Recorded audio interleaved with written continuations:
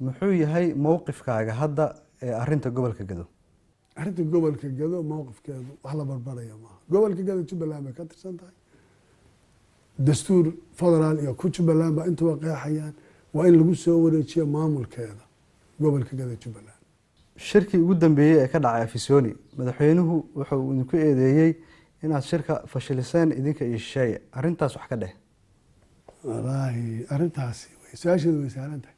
cidda shisheeye wuxuu dhigteed garaynayso ee maanta afwarqi uu imla leeyahay dimuqraadiyadda ka qaadanaya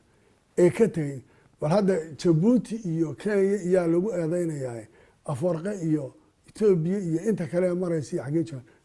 meel umaana bixin sheeye telefoon lama lahayn xiriir nagama dhaxaynin waa naqaana cidda Soomaaliya nin walba hadduu yiraahdo Soomaaliya adigu nin dhalinyaro ah tahay waad joogtay burburka Soomaaliya maanta ku dhacaya ma xuduudaha waa keenay masheeyuhu isagu wato keenay waayo mas'uuliyadda Muqdisho isagay saaran tahay ma dawladaha maxaas taas waxaan isleeyahay waa iska riyo shirkii annagoo joogna oo aan isku soo noqonna waxaan maqalay